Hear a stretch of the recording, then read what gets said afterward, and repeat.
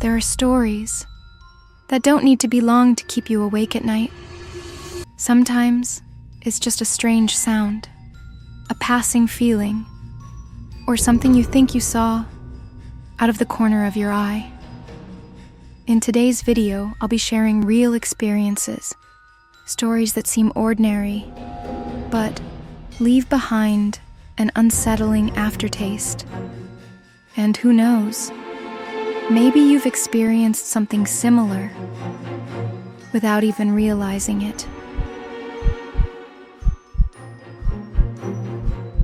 Most people probably wouldn't believe this story. And honestly, I don't blame them. If I hadn't lived through it myself, I'd probably think it was made up too. But it happened. And I'm still here to tell you what I saw. A few years ago, I moved into a small apartment in a quiet, older neighborhood just outside a small town. It was at the very end of a dead-end alley. There were 5 houses total, all in a row. 4 of them were occupied.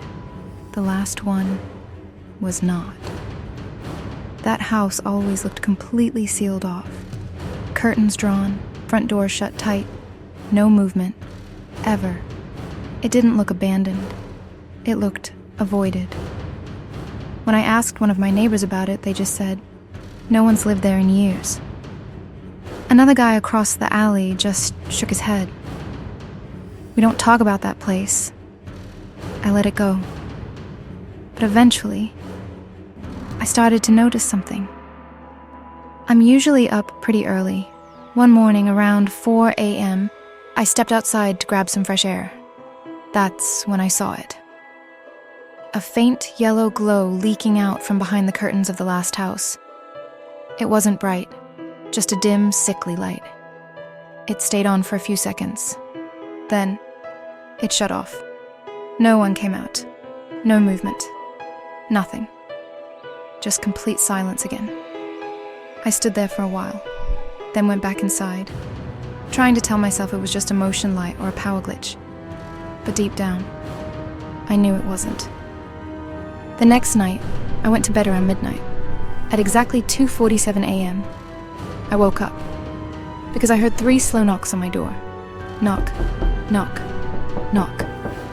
I sat up, heart racing. Everything in the apartment was still. No wind, no animals, just those knocks. I got out of bed, crept to the front door, and looked through the peephole. No one was there. I slowly opened the door a few inches and looked down the alley. Empty. Street lamp buzzing faintly in the distance. Just as I was about to shut the door, I saw something. A tall figure, walking slowly across the far end of the alley. Slouched. Almost dragging one leg. He was coming from the direction of the last house. In his left hand, a large, black, plastic bag. Heavy. Stretching at the sides. I couldn't move. I just watched. He didn't look at me, didn't speed up. He just disappeared past the end of the alley. But that's the thing. There is no past the end of the alley. It's a dead end.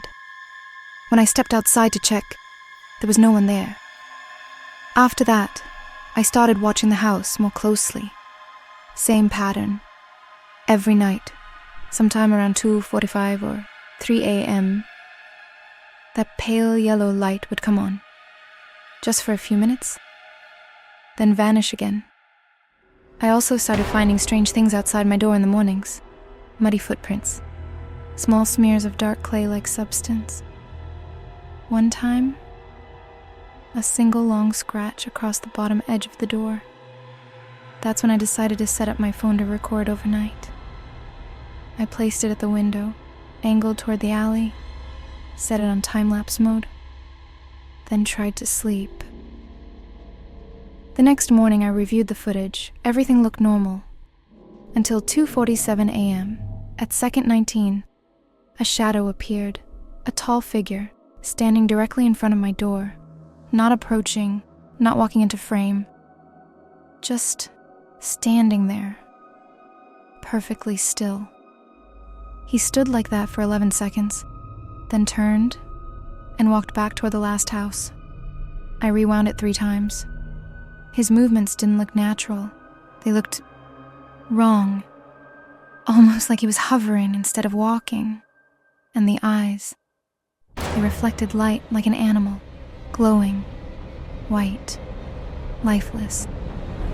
That night, I locked every window, double-locked the door, kept a kitchen knife under my pillow. I left the hallway, light on. At 2:47 a.m., 2 knocks on the window. Knock, knock. I sat up, didn't move, waited. Then walked slowly toward the curtain. I pulled it back, no one. But down at the bottom edge of the frame, there was a hand. Thin, colorless, clinging to the edge of the window frame.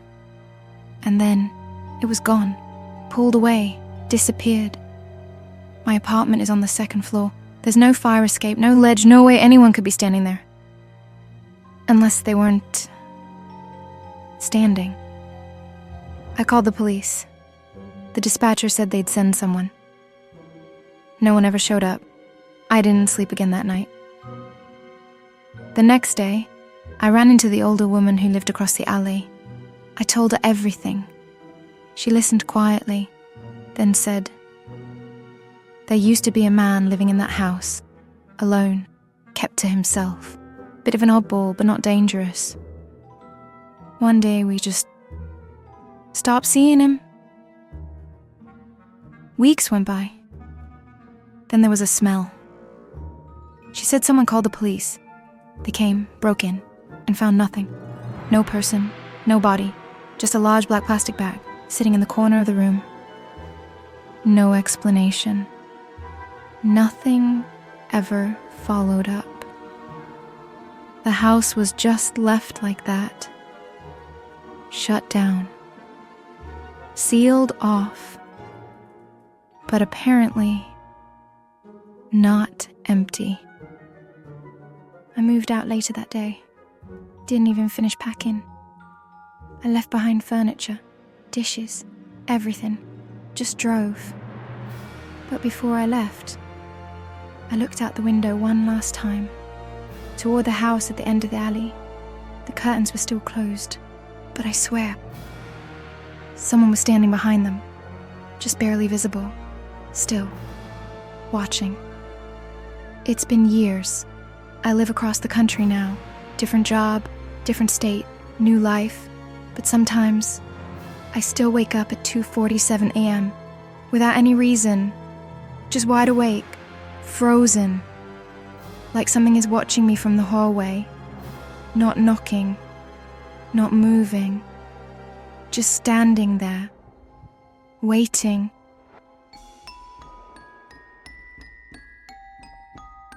The next story I'm about to tell is about a teacher no one remembers ever existed.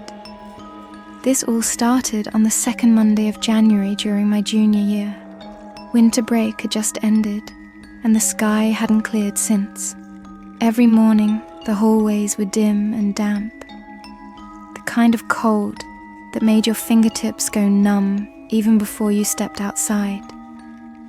I remember that week clearly, because nothing felt quite right since coming back to school. It wasn't anything obvious. The teachers were still there. My classmates were still the same. But something in the building felt heavier, like the lights were dimmer than usual, like the air didn't move, like we were being watched.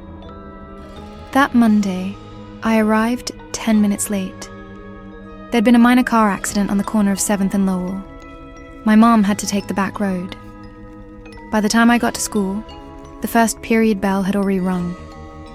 I ran up the stairs to the 3rd floor. Room 3-108. I expected the door to be closed, maybe locked, but it was open, just a crack, and from inside, silence, which was strange. Usually, you'd hear something, chalk on the board, a teacher's voice, someone whispering, but there was nothing. I pushed the door open slowly, peeked inside. Everyone was already seated, 25 students, all perfectly still, no talking, no phones, no glancing around. They just stared forward. And, at the front of the room, stood someone I'd never seen before. A woman. White blouse, long dark skirt, hair pulled back in a tight bun, mid-30s maybe. She looked like a teacher from an old photograph. But she wasn't moving.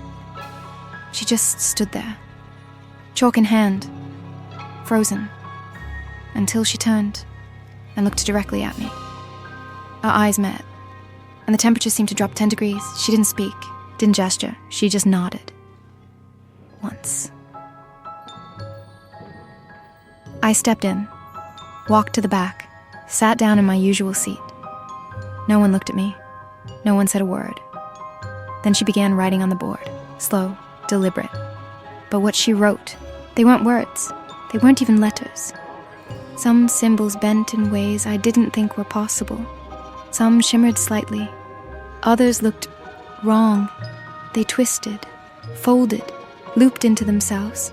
I tried to focus, but the longer I looked, the less sense they made. It felt like my brain couldn't hold their shape. And yet, no one else reacted.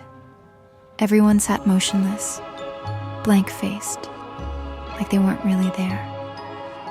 After maybe 20 minutes, she stopped writing. She closed her notebook, turned, walked out. No goodbye, no homework, no attendance, just gone. 3 seconds later, the bell rang. When the second period teacher came in, I raised my hand.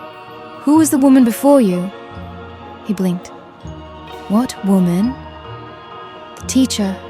She was writing on the board."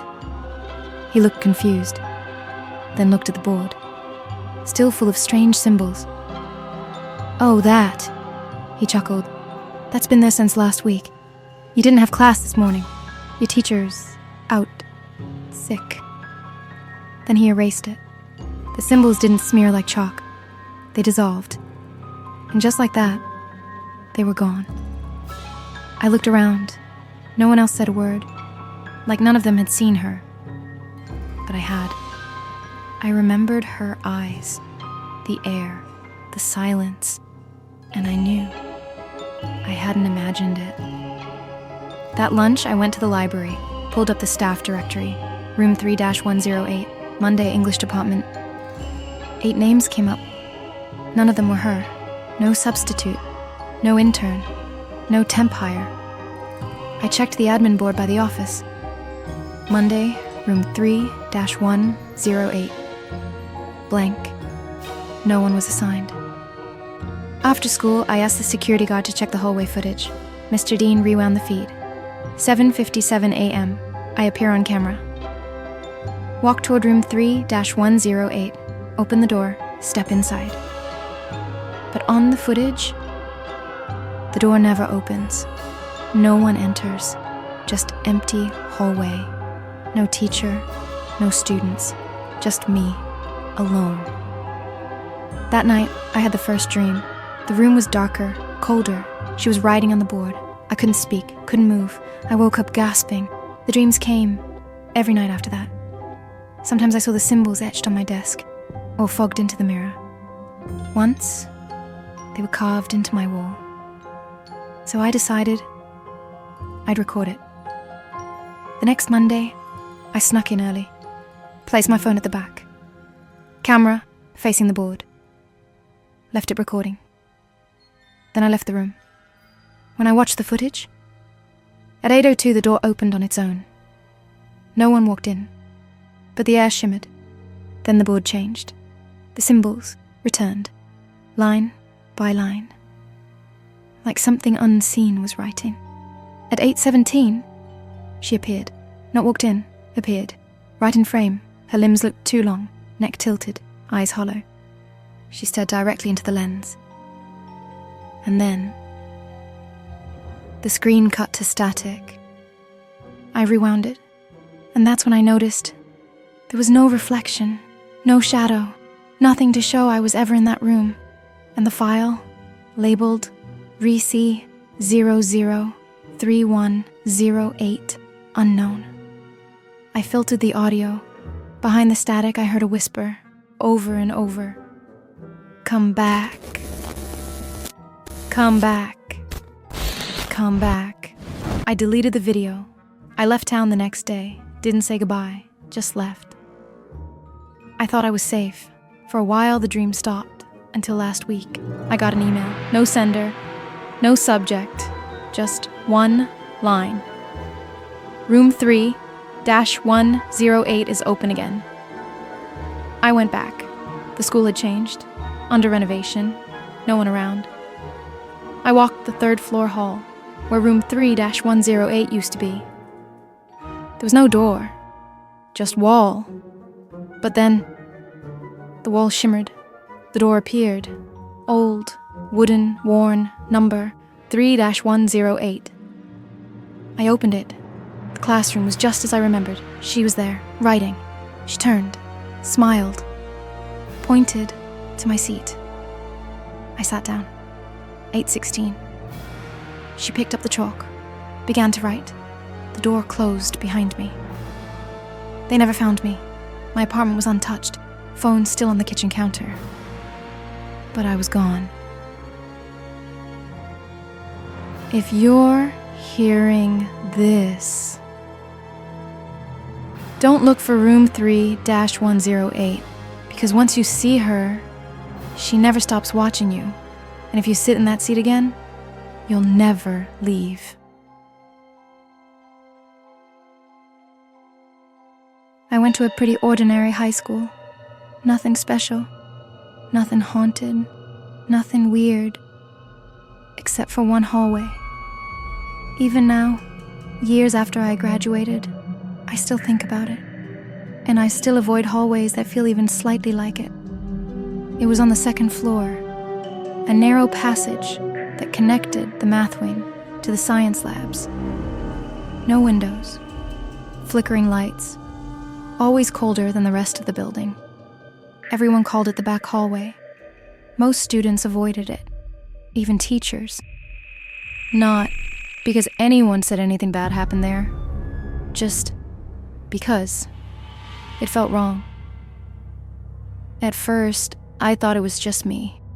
Old buildings do weird things, right? Maybe bad wiring, maybe a draft. But the more I walked through it, the more I noticed things, little things. Every time I stepped into that hallway, I felt pressure right at the base of my neck, like someone was standing too close, breathing. I'd turn around, nothing. But the feeling never went away. Sometimes I'd hear footsteps, software half a beat behind mine. Sometimes whispers, too faint to understand, too close not to notice. Once, I felt a finger brush the back of my backpack. I turned around, fast, heart pounding. But there was nothing, no one, just the empty hall, and silence that felt full, like something was listening.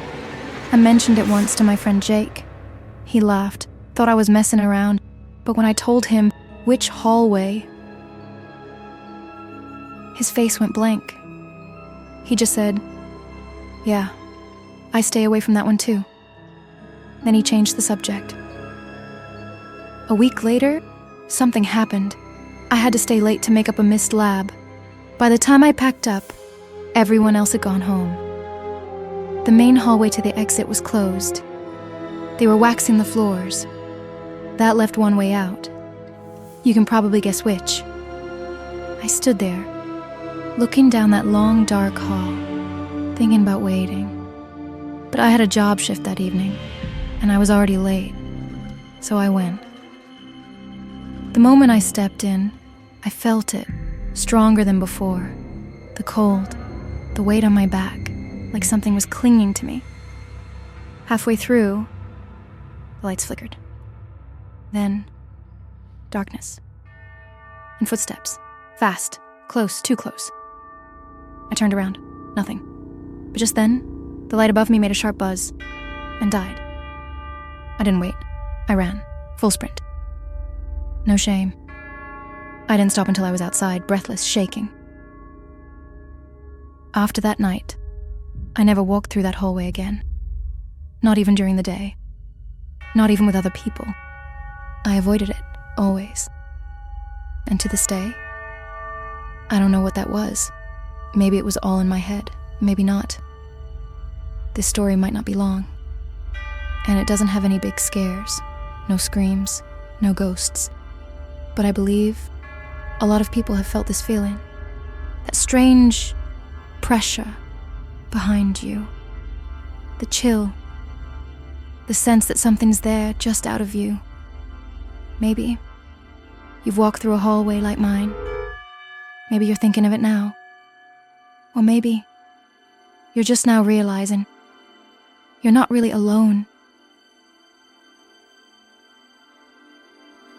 Sometimes the thing that keeps you up at night isn't the pain. It's the silence that follows. I was in a minor car accident 2 years ago. Nothing serious. Dislocated shoulder, bruised ribs.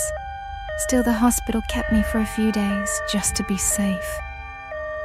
I was placed in a 4-person room on the 3rd floor of a modern hospital. The place was spotless. Bright hallways, quiet machines, the faint smell of antiseptic everywhere.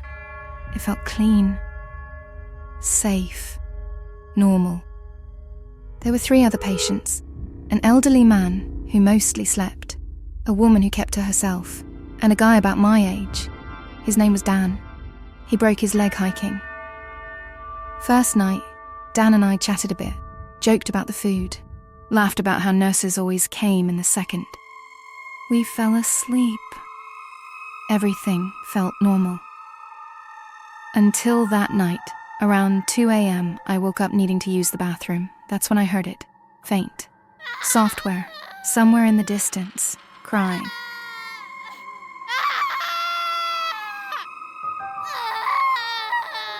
Not loud, not panicked, just soft, quiet, sobbing. The kind of crying you do when you're trying not to be heard. Short, shaky breaths, almost like someone curled up in a corner barely holding it together. I waited. Maybe it was someone in our room. But everyone else seemed asleep. No movement, no sound. The next morning I asked Dan, half joking, "Hey, did you hear anyone crying last night?" He looked at me, then nodded slowly. Yeah, I did. Figured it was someone down the hall. The second night, same thing, same time, same sound, but quieter, closer. This time, it felt like it was coming from inside the room. I sat up, scanned the beds. Everyone asleep. No one moving. No one crying. But the sound didn't stop. It wasn't the hallway. It wasn't outside. It was here, with us. I didn't say anything. I just listened. No words, no moaning, just soft, steady, broken breathing. Dan stirred, whispered, "You hear that again?" "Yeah," I whispered back. We both lay still, listening, not sleeping. The third night, we both stayed awake on purpose. Lights off, room quiet. 2:07 a.m. It started again. The crying. Closer now, much closer. I looked around, everyone in bed, no one moving. But the sound, it was coming from everywhere, or nowhere. Dan slowly sat up. Man, this is really creeping me out. We didn't sleep that night. The next morning, when the nurse came in, Dan asked casually, "Anyone ever report weird sounds at night?" She smiled politely. "No, not that I've heard. You guys having trouble sleeping?" We just nodded, didn't say another word. I got discharged the next day. Dan still had a few nights left. But sometimes, when it's really late and the house is still, I hear it again. That same sound, software, breathless, sobbing, like someone trying not to be heard. Maybe I never really left that room. Or maybe it never really left me. This story doesn't have ghosts. No screaming, no shadows, just a sound. One no one could explain. One that no one wanted to hear. Because sometimes, the most unsettling things are the ones that never want to be found.